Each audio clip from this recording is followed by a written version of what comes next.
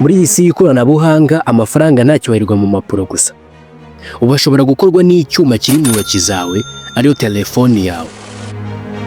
Ariko se mining ni iki koko? Ikora ite? Ikomoka he? Ese kubera icyo abantu benshi bavuga yuko ari ejo hazaza h'ubukungu? Igisobanuro cyanyacyo cya mining.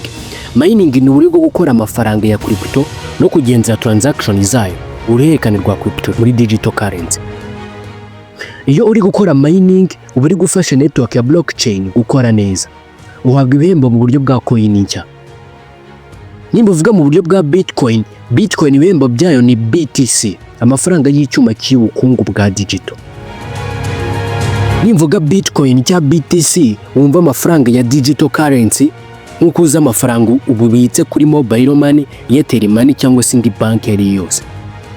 Agana mu mwaka wa 2009 Satoshi Nakamoto yasize hanze ku isi Bitcoin, amafaranga ya mbere ya digital.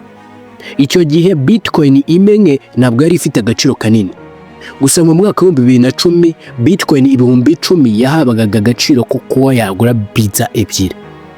None uyu munsi Bitcoin imenye ifite agaciro kabarirwa mu mamiliyoni y'amafaranga y'u Rwanda. Bivyerekana yuko ibintu byose bihinduka vuba mu isi ya crypto. Uko Bitcoin yagiye ihenda izamuka mu gaciro, uko abantu bagendaga basobanukirwa akamaro ka Bitcoin, icyo gihe igiciro cyayo cyaragiye kiriyongera cyane.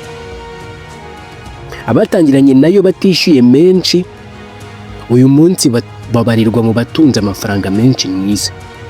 Ibyo nibyo bituma benshi bashaka kuba mu mibare y'abakoresha ikoranabuhanga rishya. Ese iri siri kugana mu isi ya crypto. Uyu munsi ibihugu byinshi ku isi biri kwinjira mu bukungu bwa crypto. Amabanki akomeye ari kugerageza uburyo bwo gukoresha blockchain, ndetse na za leta ziri gutekereza ku mafaranga y'igihugu ya digital. Urugero nka banki nkuru y'u Rwanda. Ubu mu Rwanda banki nkuru yatangiye gukora ubushakashatsi ku mafaranga ya digital y'igihugu azwi nka CBDC, Central Bank Digital Currency. CBDC ni ifaranga rishya rigiye gushyirwa hanze na leta y'u Rwanda binyujijwe muri banki nkuru y'igihugu, ikarizatangazwa vuba bidatinze. Bishobora kuba bigiye gufungura imiryango mishya y'ubucuruzi, kugabanya ibiciro byo kohereza amafaranga no koroshya imikoranire y'abanyarwanda mu isi ya digital. Gusa ntabwo buri wese ashobora kuba yagura imashini zihenze zakora mining, ariko telefone buri wese afite ishobora kuba inzira yo gutangira mining. Application nka P-Network, Stormgain, Binance Staking zifasha abantu gukora crypto batarenze ubushobozi bwabo. Muri make bitagusaba igishoro cyangwa gutanga amafaranga y'ikirenga. Ariko nuko mu isi habamo amahirwe, habamo n'uburiganya. Ntukizere uwo ari we wese ugusaba kwishyura amafaranga menshi imbere cyangwa agusezeranya inyungu itazagerwaho. Jya witondera ama-scams.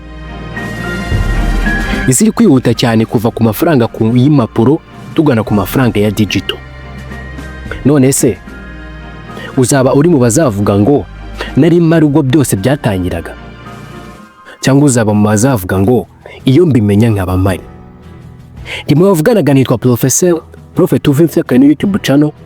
Niba ukeneye kuzatangira mining no kujya ubona ibiganiro byazo cyane, sura channel yitwa Prophet Empire uzajya utangira mining na amwe n'abandi. Ndimo vuga nitwa Professor, mwambashimira kwa mukurikira ibiganiro. Nimugire ibihe byiza.